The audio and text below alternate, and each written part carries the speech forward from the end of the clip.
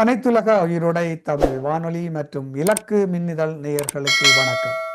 இது தாயக களம். இன்றைய தாயக களத்தில் அம்பாறை மாவட்டத்தில் இருந்து திருமிகு பிரதிபன் அவர்கள் எங்களுடன் இணைந்திருக்கின்றார்கள். வணக்கம் பிரதிபன். வணக்கம். வணக்கம். அங்க காலநிலை அவ்வளவு ஒரு ஸ்டேபிளாக இல்லை என்பது எங்களுக்கு தெரியும். இந்த இணைப்புக்களம் துண்டிக்கப்பட்டுள்ளது. இணைப்புக்களம் சரியான ஒரு நிலையான சீராக இல்லை என்பதும் நாங்கள் அறிவோம்.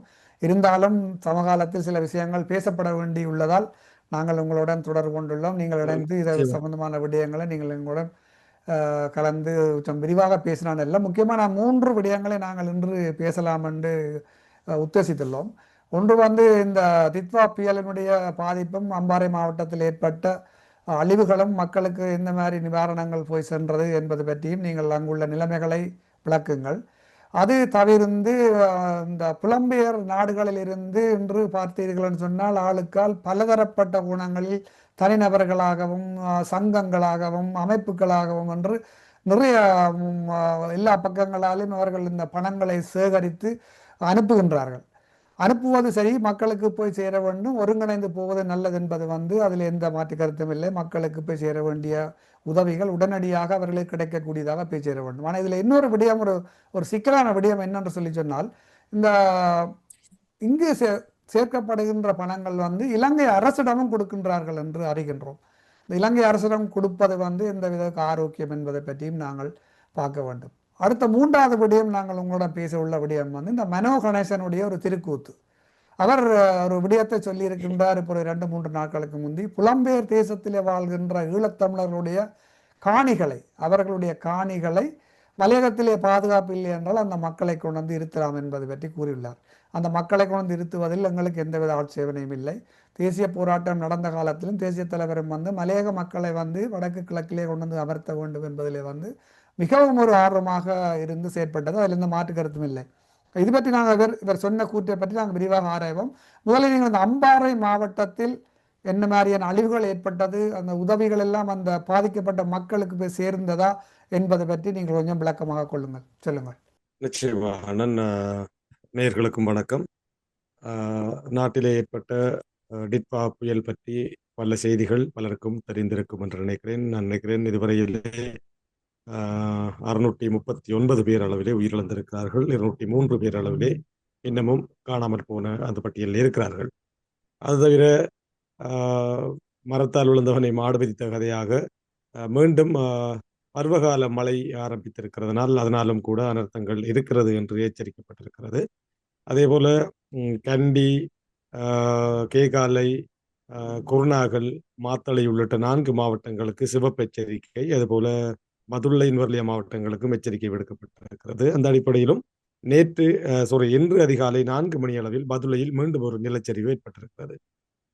இவ்வாறு தொடர்ந்தும் இந்த அனர்த்தம் நீடித்து கொண்டுதான் செல்கிறது. இந்த மழையும் தொடர்ந்து கொண்டிருக்கிறது. இப்போதும் கூட எங்களுடைய பிரதேசத்திலே மழை பெய்து கொண்டிருக்கிறது இப்போது. அந்த அடிப்படையிலே இந்த டிட்வா புயல் ஏனைய அனர்த்தங்கள் போல அல்லாமல் 25 மாவட்டங்களையுமே பாதித்திருக்கிறது. அதிலே அம்பாறை மாவட்டமும் பாதிக்கப்பட்டிருந்தது. அதிக அளவிலே இல்லை என்றாலும் கூட ஆங்காங்கே ஏற்பட்ட சில அசம்பாவிதங்கள் அல்லது தற்செயலான நிகழ்வுகள், தற்செயலான பாதிப்புகளூடாக 8 உயிரிழப்புகளும் அம்பாறை மாவட்டத்தில் பதிவு செய்யப்பட்டிருக்கிறது என்பதையும், அதிக அளவிலான அனர்த்தங்கள் என்ற அளவிற்கான பாதிப்பு இல்லாவிட்டாலும் கூட அம்பாறை மாவட்டத்திலும் இடப்பெயர்வுகள் இடம்பெற்றிருந்தது. தாழ்நில பகுதிகள் வெள்ளத்தில் மூழ்கி இருந்தது. இவைகளை விட ஒட்டுமொத்தமாக இலங்கையிலே 2 விதமான பாதிப்புகள் இடம்பெற்றிருக்கிறது என்று பார்க்கக்கூடியதாக இருக்கிறது. ஒன்று, இந்த அனர்த்தத்தால் வீடு வாசல் உடைமைகள் இழக்கப்பட்டவர்கள், உயிரிழந்தவர்கள் என்ற அடிப்படையிலும், உயிரிழப்பும் இல்லாமல் வீடு வாசல் உடைமைகள் இழக்காமலும் போக்குவரத்து தடைகளால் தொழிலிழந்தவர்கள், மின்சாரம் இல்லாமல் தொழிலிழந்தவர்கள், குடிநீர் தட்டுப்பாட்டால் பல கட்டங்களிலே தவித்தவர்கள், தொலைத்தொடர்பு இல்லாமல் பல இழப்புகளை சந்தித்தவர்கள் என்று பல்வேறு இழப்புகள் 2வது கட்ட இழப்பாக பார்க்கப்படுகிறது. அந்த அடிப்படையில் அந்த 2ஆம் கட்ட இழப்புக்குள்ளும் அம்பாறை மாவட்டம் அதிகமாக இருக்கிறது. தொழில் இழந்தவர்கள் என்ற அடிப்படையில் அந்த வகையிலே அதிகமான உள்ளூர் உதவிகள், புலம்பெயர் மக்களுடைய உதவிகள், வெளிநாட்டு நாடுகளுடைய உதவிகள், இலங்கை அரசின் உதவிகள் எல்லாமே அதிகமாக பாதிக்கப்பட்டிருக்கின்ற மலையகம் உள்ளிட்ட பகுதிகளுக்கு சென்ற போதும் அம்பாறை, மட்டக்களப்பு மற்றும் வடகிழக்கு பகுதிகளுக்கு வந்தது குறைவு என்ற ஒரு கருத்து நிலவுகிறது. அவ்வாறான ஒரு சந்தர்ப்பமும் இருக்கிறது. அந்த அடிப்படையில் நேற்றைய தினம் அம்பாறை மாவட்டத்துக்கு இந்திய அரசு வழங்கியிருக்கிற நிவாரண உதவியிலே 50 மில்லியன் ரூபாய் பெறுமதியான நிவாரண நிதி உதவி அம்பாறை மாவட்டத்திற்காக அறிவிக்கப்பட்டிருக்கிறது. இது எவ்வளவு தூரம் சாத்தியமாகும், எவ்வளவு தூரம் உண்மையாக வழங்கப்படும் என்பது தெரியவில்லை. ஆனால் இந்த அரசு அதை சரியாக வழங்கும், சரியாக செய்யும் என்ற நம்பிக்கை மக்களிடத்தில் ஏற்பட்டிருக்கிறது. அந்த நிலையையும் நாங்கள் குறிப்பிடுவதோடு, புலம்பெயர் உறவுகளுடைய உதவிகள் ஊடாகவும் கூட சில உதவிகள் அம்பாறை மாவட்டத்துக்கு கிடைக்கின்றது. அதே நேரம் நான் நேற்று முன்தினம், அதற்கு முன்தினமும் பதுளை மாவட்டத்திலே பதுளை, லுணுகல, ஹொப்ஸ்டன், புரோட்ஸ்வே போன்ற பல்வேறு பகுதிகளில் நிவாரணப் பணிகளிலே நானும் ஈடுபட்டிருந்தேன். அதில் எங்களுடைய அம்பாறை மாவட்டத்தில் கல்முனை வடக்கு பிரதேச செயலக பிரிவில் இருந்து சுமார் 1 கோடி பெறுமதியான நிவாரணப் பொருட்கள் அங்கே இருக்கின்ற அத்தனை கிராமங்களுடைய பொதுமக்களாலும் சேகரிக்கப்பட்டு பல குழுக்களாக பிரிந்து கொண்டு செல்லப்பட்டது. அதிலே நாங்கள் 30 லட்சம் பெறுமதியான நிவாரணத்தை கொண்டு சென்றிருந்தோம். அவ்வாறு தாங்கள் பாதிக்கப்பட்டிருந்தாலும் கூட தமிழ் மக்கள் தங்களுக்கே உரிய அந்த அறத்தின் அடிப்படையில் தங்களுடைய தொப்புள் கொடி உறவுகளுக்காக நிவாரணம் சேகரித்து வழங்கியிருந்தார்கள். அந்த நிவாரண பொருட்களை கொண்டு நாங்கள் செல்லுகிற போது பல்வேறு விடயங்களை அங்கே அவதானிக்கக்கூடியதாக இருந்தது. அந்த விடயங்களையும் நான் நீங்கள் இன்னொரு விடயத்தை கூறியிருந்தீர்கள், புலம்பெயர் மக்களுடைய நிவாரண விடயம். அதிலேயே நான் அந்த விடயம் வருகிற போது அதை குறிப்பிடலாம் என்று நினைக்கிறேன். அம்பாறை மாவட்டத்தை பொறுத்தவரையிலே தொழில் இழந்தவர்களுக்கான உதவி தேவைகள் இப்போதும் இருக்கிற அதே நேரம், இந்த தொழில் இழந்த இடைவெளியை, வெற்றிடத்தை நிரப்புவதற்கு அவர்கள் தங்களிடம் இருக்கக்கூடிய பொருளாதாரத்தை பயன்படுத்துகின்ற வேளை, எதிர்வருகின்ற காலங்களிலே ஆரம்பிக்க இருக்கின்ற பாடசாலை காலங்களிலே பாடசாலை மாணவர்களுக்கான உதவிகள் அல்லது கற்றல், கற்பித்தல், கற்றல் உபகரணங்கள் பெற்றுக்கொள்ளுதல் போன்றவைகளுக்கான தேவைகள் இடைவெளி ஏற்படலாம். அதற்கும் உதவிகள் தேவையாக இருக்கக்கூடிய சூழ்நிலை அம்பாறையிலே காணப்படுகிறது. இது வடக்கு கிழக்கு பூராகவும் இருக்கிறது என்று நினைக்கிறேன்.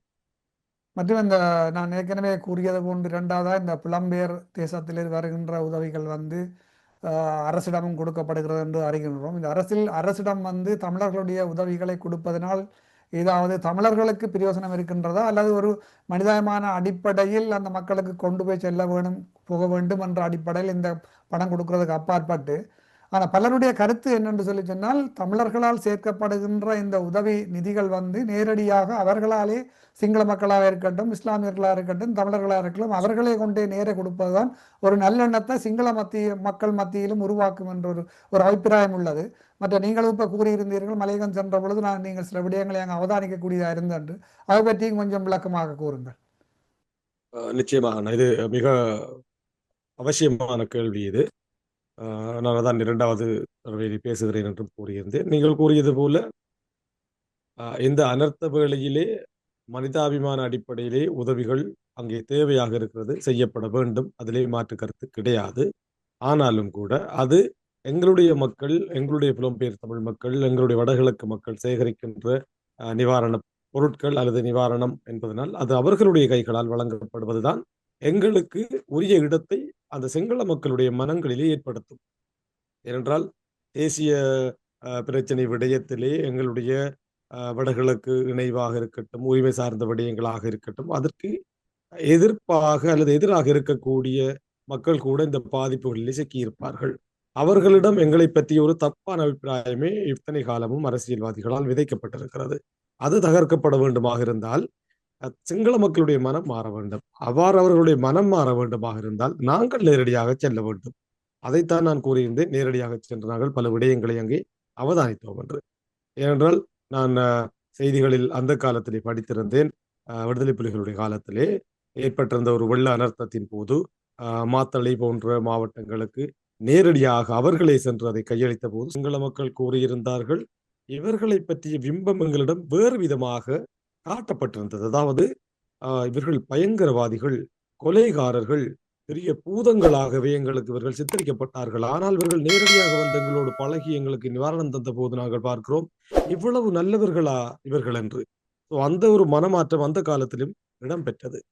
அதை நாங்கள் தொடர்ச்சியாக கடைபிடிக்க வேண்டும், அல்லது அதே மாற்றத்தை இன்னும் உணர வைக்க வேண்டுமாக இருந்தால் நாங்களே சென்று சேகரிக்கின்ற அந்த பொருட்களை எங்களுடைய கைகளால் வழங்குவது இன்னும் திருப்திகரமாக இருக்கும். அதேவேளை நான் நேரடியாக சென்று அவதானித்த விடயம் என்று நான் கூறியது, அங்கே நாங்கள் சென்றிருந்தோம்.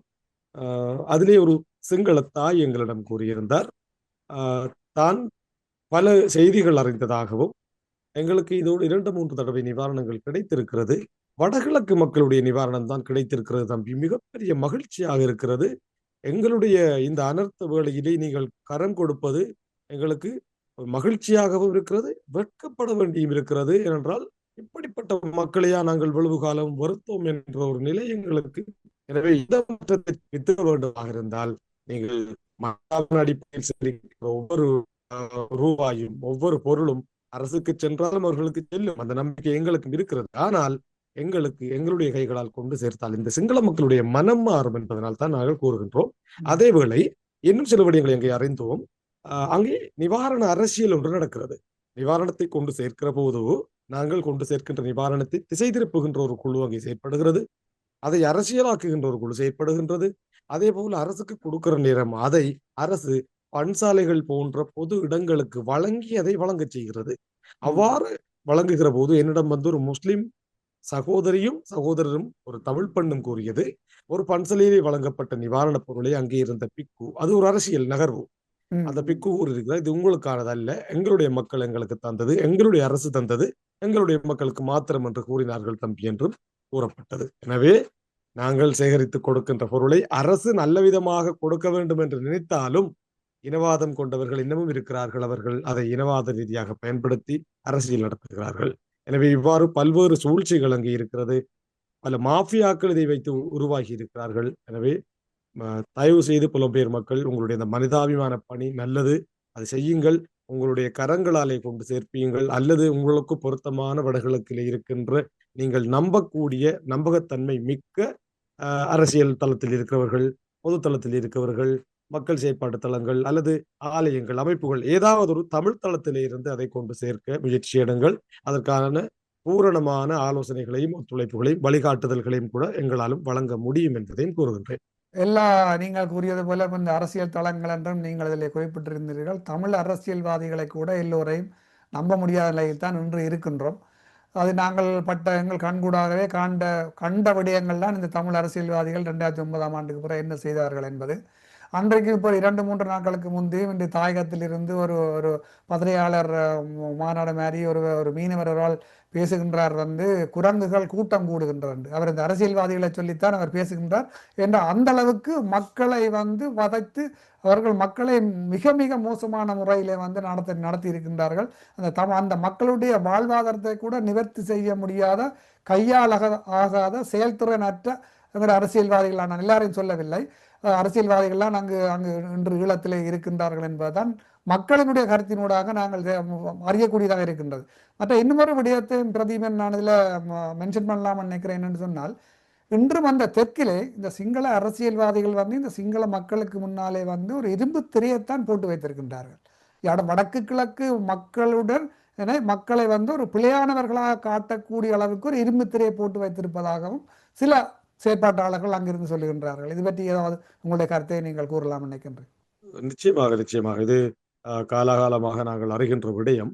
அதுபோல நான் காலாகாலமாக என்று இன்னும் காலத்தை பின்னுக்கு இழுக்காமல் நேற்று முன்தினம் நடந்த விடயங்களை கூற முடியும். அந்த நிவாரணப் பணிகளின் போதே பேரோடும் கூற முடியும். குமுது என்று சொல்லி ஒரு சகோதரி எங்களோடு பேசியிருந்தார். அவர் ஒரு சிங்கள சகோதரி. அதற்குள் நடந்த ஒரு அரசியல், இது தமிழர்களுக்கு ஆலயம் ஒன்றில் வழங்கியிருந்தோம், இது தமிழர்களுக்கு மாத்திரம் என்ற ஒரு செய்தி உலாவியது. என்னோடு பேசுகிறவர் எனக்கு சிங்களம் தெரியும் என்ற அடிப்படையில் என்னோடு பேசியிருந்தார். அப்போது நான் இல்லை, எவ்வாறு இல்லை, மீண்டும் பதிவு செய்த அந்த இடத்திலே நாங்கள் ஒரு கண்டெய்னர் சாமான் கொண்டு போயிருந்தோம். அந்த 37 பேருக்கும் நாங்கள் வழங்கி இருந்த போது அந்த சகோதரி கூறியிருந்தார், இவ்வளவு சொஃப்டான ஆக்களா நீங்க அப்படி என்று சொல்லி. அப்ப எங்களை பத்தி ஒரு கரடு முரடான், நீங்கள் சொல்றது போல ஒரு இரும்பு திரை எங்களுக்கும் அவர்களுக்கும் இடையிலே செய்யப்பட்டிருக்கிறது. அந்த திரையை உடைக்கக்கூடிய சந்தர்ப்பமாக இதை பயன்படுத்த வேண்டும். உடனே நான் கூறியிருந்தேன், நீங்கள் கூறுகின்ற அந்த 19ஆம் கட்டை என்ற இடத்திலே எத்தனை குடும்பம் இருக்கிறீர்கள் என்று கூறுங்கள். இன்னொரு நிவாரணப் பணியை உங்களுடைய தனி சிங்கள மக்களுக்கு வழங்குவதற்கு நான் ஏற்பாடு செய்கிறேன். அது மாத்திரமல்ல, எதிர்காலத்திலே கல்வி நடவடிக்கைகளுக்காக தொடர்ந்தும் நாங்கள் வடகிழக்கு மக்களாக உங்களுக்கு நான் சேவை செய்ய தயாராக இருக்கிறேன் என்று. அதுக்கு பிறகுதான் அவ கூறுனா, இவ்வளவு சொத்தா நாக்களா நீங்க என்று. அப்ப அந்த நேரத்துல அவங்களோட அம்மா வந்து அவ கொஞ்சம் தமிழ் பேசினா. அப்ப கேட்ட உங்களுக்கு தமிழ் தெரியுமாண்டு. நான் இருந்த தமிழாக்களோட தான் தம்பி. இந்த அரசியல் தானே எங்களை பிரிச்சது. நிறைய கதைகள் சொன்னா நான் அதை பேசுறது பொருத்தமா இருக்கும் தெரியல. ஆக நீங்கள் சொன்னது போல அந்த இரும்பு திரையை உடைக்கின்ற சந்தர்ப்பமாக இதை பயன்படுத்த வேண்டும். இதை எங்களுடைய அரசியல்வாதிகளும் நீங்கள் கூறிய அதே கையாலாகாத தமிழ் தரப்பு அரசியல்வாதிகளும் பயன்படுத்தி கொண்டுதான் இருக்கிறார்கள் என்பதை அந்த இடத்தில் நான் பார்த்தேன். இவர்களுடைய கட்சி அரசியல், தங்களுடைய தேர்தல் அரசியல், சுயலாப அரசியலுக்காக அதை செய்கிறார்கள். இல்லாவிட்டால் கண்டிக்கு இவங்க போய் செருப்படி வாங்கிட்டு வர வேண்டிய அவசியம் இல்லை. வடகிழக்கை சேர்ந்த 2 அரசியல் தலைமைகள் அதே போல அங்க விழுந்த அடியோட ஓடி வந்து தமிழ் மக்களுடைய உரிமைக்காக எல்லாரும் ஒன்று சேர்க்கிறார்களாம். ஆள் நீங்க காரி காரி துப்பிட்டு இப்ப உங்களோட சுயலாப அரசியல் அடி விழுவதன்றோட ஓடி வந்து பேச்சுவார்த்தை நடத்துறீங்க. இதைத்தான் அந்த மீனவர் கூறியிருப்பார் நினைக்கிறேன். அவர் அந்த வேர்ட் பாவிச்சிருக்கிறார், நான் பாவிக்க முடியாது. அவர் அதைத்தான் கூறியிருப்பார். இப்ப ஒரு செய்தியை நான் முகநூல்ல இந்த வெள்ள அனர்த்தம் ஏற்பட்டவரை பார்க்கிறேன். எங்களோட வடகிழக்குக்கு உரிய ஒரு தமிழ் கட்டமைப்பாம் நிதி சேகரிக்க போகிறோம் என்று. ஆக இந்த அனர்த்தம் வடகிழக்கிலே ஏற்பட்டு, இறைவன் துணையோடு அது நடக்கவில்லை, ஏற்பட்டு இத்தனை உயிர்கள் இழந்து உடைமைகள் இழந்து நடுத்தரவில் நாங்கள் நெருக்கடியாக நின்றிருந்தால் இந்த அரசியல்வாதிகள் யாரிடம் நிவாரணம் சேகரித்து யாரிடம் கொடுத்திருப்பார்கள்? ஆக உங்களிடம் எந்த ஒரு கட்டமைப்பும் இல்லையே. ஒரு அனர்த்தம் நிகழ்ந்தால் வடகிழக்கு தமிழர்களுக்கு உங்களிடம் இருக்கின்ற கட்டமைப்பு என்ன? எதுவும் இல்லை. புலம்பெயர் அமைப்புகள் எத்தனையோ இருக்கிறது. அவர்களோடு உங்களுடைய உறவு எப்படி? எந்த நல்ல உறவும் இல்லை. ஆக கையாலாகாத செயற்பாடுதான் இவர்களிடம் இருக்கிறது. உதாரணமாக திருவண்ணாமலையிலே இன்று நான் முகநூல் தளத்தை பார்த்தேன். ரியல் ஹீரோ என்று சொல்லி ஒரு இந்த என்பிபி அரசினுடைய ஒரு பிரதி அமைச்சருடைய படத்தை போட்டிருக்கிறார்கள். அவர் வெள்ளத்துக்குள்ள நின்று சேவை செய்கிறார். ரியல் ஹீரோ என்று எங்களுடைய தமிழ் தேசிய பரப்பில் ஒரு அரசியல்வாதியை போட்டிருக்கிறாங்க. அவர் வீட்டுக்குள்ள இருந்து கதை பேசி கொண்டிருக்கிறார்.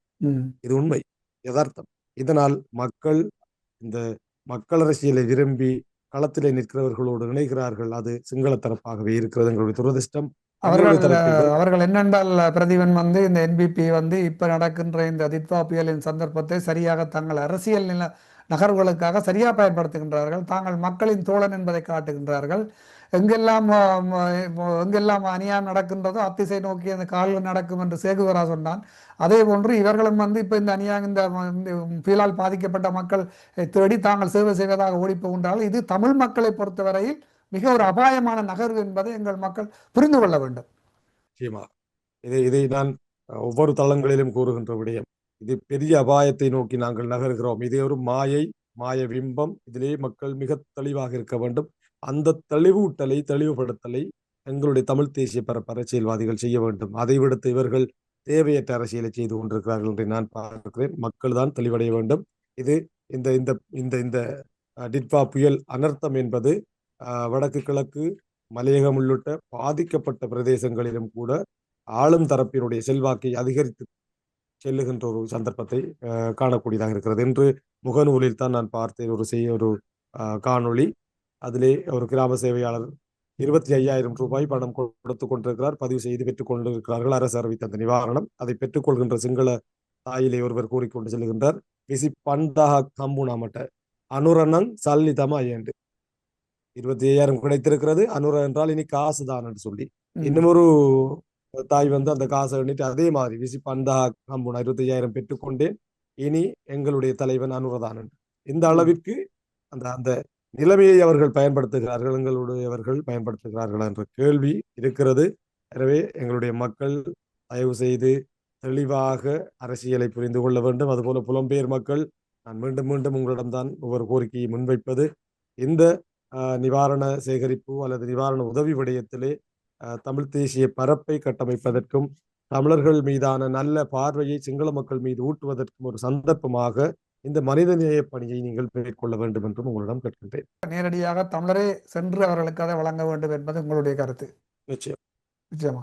அடுத்தபடியாக இன்னும் அந்த 3வது விடயம் ஒன்று சொல்லியிருந்தேன். இப்போ ஒரு 2-3 நாட்களுக்கு முந்தி மனோ கணேசன் அவர்கள் ஒரு விடயத்தை சொல்லியிருந்தார். அதாவது வந்து மலையகத்திலே பாதுகாப்பு இல்லைன்னு சொன்னால் மலையக மக்களை புலம்பெயர் தமிழர்கள் தங்களுடைய காணிகளை தந்தால் இங்கு கொண்டு வந்து குடியிருத்தலாம்னு சொல்லி. இனாளிப்பு போர் நடந்து கொண்டிருந்த பொழுது தமிழர்கள் கொத்து கொத்தாக கொன்று குவிக்கப்பட்ட பொழுது இந்த மனோ கணேசன் எங்கு சென்றார்? சரி, 2009ஆம் ஆண்டுக்கு பிறகு நடந்த இனாளிப்புக்கு பிறகு இன்றும் நீதி வேண்டி போராடி கொண்டிருக்கின்ற இந்த புலம்பெயர் தமிழர்கள் அங்கு தாயகத்திலே இன்றும் வலிந்து காணாமல் ஆக்கப்பட்ட அந்த அம்மாக்கள் அந்த ஐயாக்களுக்கு இவர் என்ன செய்தார் என்பது ஒரு பெரிய பெரிய ஒரு கேள்விக்குறி.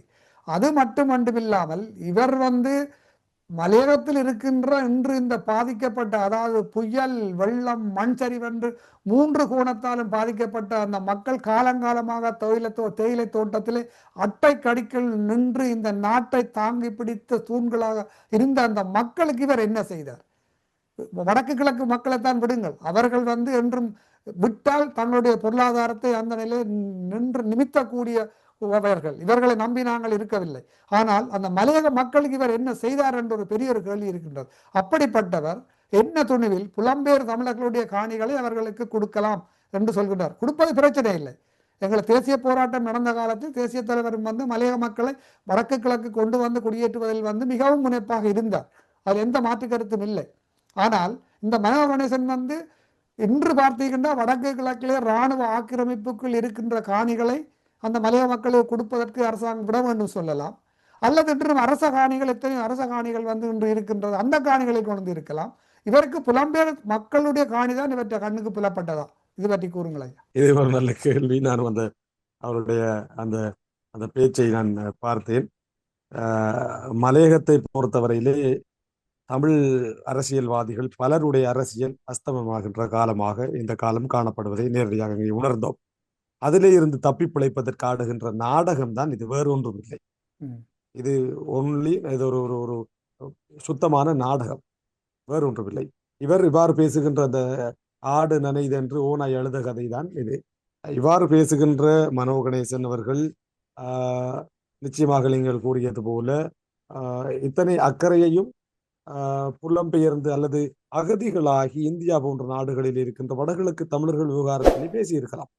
புலம்பெயர் தமிழர்கள் உங்களுடைய காணியத்தாங்க நான் அந்த மக்களை மீட்டு கொண்டு வரத்துக்கு அரசோட பேசி எனக்கு வாய் இருக்குது அவர் சொல்றாரு. இந்த மலைய மக்கள்கிட்ட எனக்கு வாய் இருக்கு, நான் கேட்பேன், நான் எல்லாத்தையும் கொண்டு வருவேன், அப்படி கொண்டு வருவேன் என்று சொல்றவர் எங்களுடைய மக்களை கொண்டு வந்து எங்களுடைய காணிகளை கூட ஏற்றலாம். அதை முதல்ல முயற்சிக்கலாம். அதை செய்யல. பேசும்பொழுது பாத்தீங்கன்னா மகா நடிகர் கையில எல்லாம் அகற்றி அப்படி கையில எல்லாம் மாட்டி பெரிய டிராமா போட்டு தான் கதைப்பாரு. என்ன அப்படித்தான், அதைத்தான் அவருக்கு அதை நான் பார்த்தேன். அவர் கதைப்பாராம், அவருக்கு வாய் இருக்கிறதாம், அவர் கொண்டு வந்து அவர் செய்வாராம். நிச்சயமாக உங்களுடைய மக்களுக்கு நீங்கள் செய்யுங்கள், அது எங்களுடைய தொப்புள் கொடி உறவுகள், நாங்கள் அதை பிழை என்று கூறவில்லை. எங்களுடைய பக்கத்திலே கொண்டு வருவது தொடர்பிலே நாங்களும் அதை சிந்திக்க வேண்டி இருக்கிறது. நீங்கள் சரியான ஒரு அரசியல்வாதியாக இருந்தால் நீங்கள் கூறியது போல எத்தனையோ 1000 ஏக்கர் காணிகளை இராணுவம் பிடித்து வைத்திருக்கிறது, அந்த காணியை மீட்டு அதிலே கொண்டு வந்து குடியேற்றுங்கள், பிரச்சனை இல்லை. அல்லது அரச காணிகள் இருக்கிறது, அதிலே குடியேற்றுங்கள். அல்லது சிங்கள கிராமங்களாக தமிழ் கிராமங்களை ஊடறுத்து வேண்டும் என்றே திட்டமிட்டு குடியேற்றப்படுகின்ற அந்த குடியேற்றங்களை தடுத்து அங்க கொண்டு அந்த மக்களை குடியேற்றுங்கள். உங்களோட வாய் இருக்கிறது, நீங்கள் தைரியமுடையவர், எனக்கு யாருக்கும் பயம் இல்லை என்று சொல்லுகின்ற நீங்கள் அதை செய்யலாம்.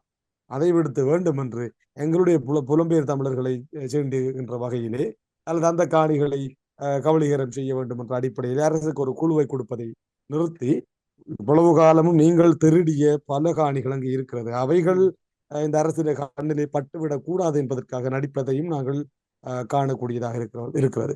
நல்ல ஒரு பாயிண்ட சொன்னீர்கள். இவ்வளவு காலமும் இவர்கள் திருடிய காணிகள் என்ன?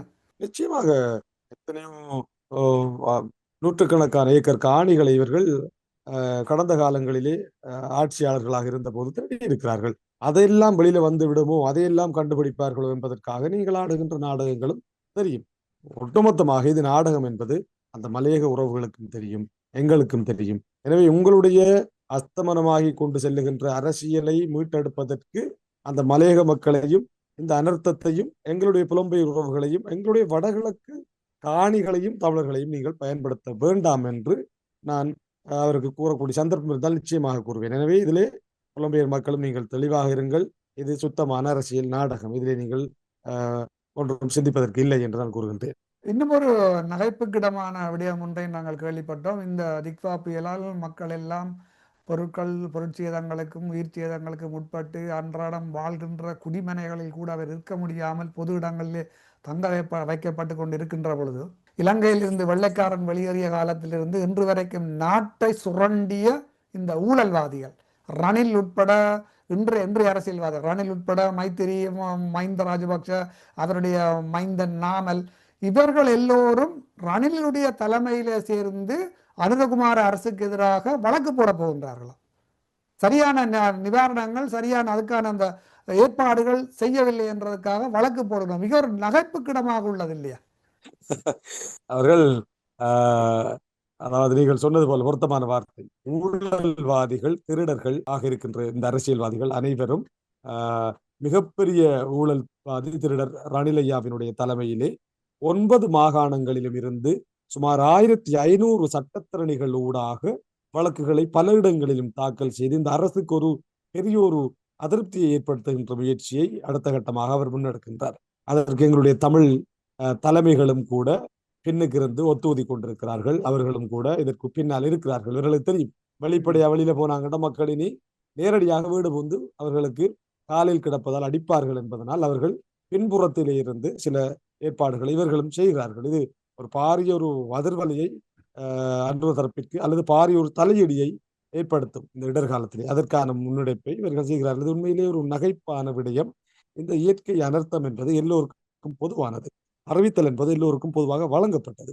அதையும் மீறி இவ்வாறு ஒரு அனர்த்தம் நடந்ததற்கு, இந்த உயிரிழப்புகள் நடந்ததற்கு ஒரு ஆட்சியாளர் பொறுப்பென்று கூறுகின்ற இவர்கள் ஏன் சுனாமி போன்ற அனர்த்தங்களுக்கு அப்போது இருந்த ஆட்சியாளர்களுக்கு வழக்கு தொடரக்கூடாது?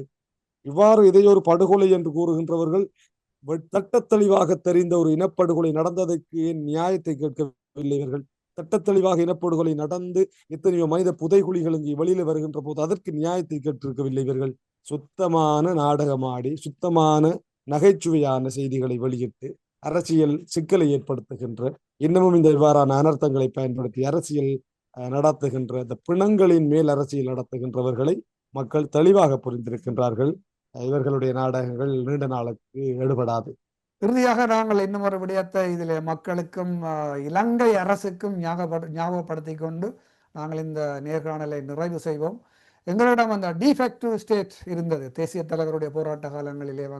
தேசிய தலைவர் ஒரு விடயத்தை தீர்க்க தரிசனமாக யோசித்து இந்த காலநிலை அவதானிப்பு மையம், அதாவது எதிர்காலத்திலே வரப்போகின்ற இயற்கை அனர்த்தங்களை முன்கூட்டியே அவதானிப்பதற்காக காலநிலை அவதானிப்பு மையத்தை கூட உருவாக்கி இருந்தார்.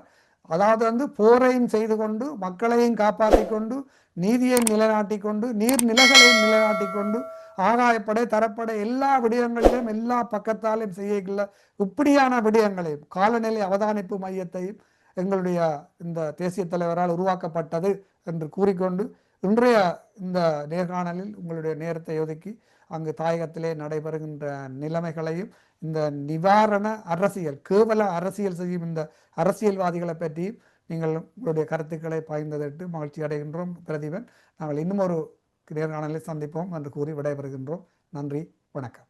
நன்றி. நன்றி அண்ணா. உங்களுக்கும் நிர்வாகங்களுக்கும் நேயர்களுக்கும் நன்றி. மீண்டும் சந்திப்போம்.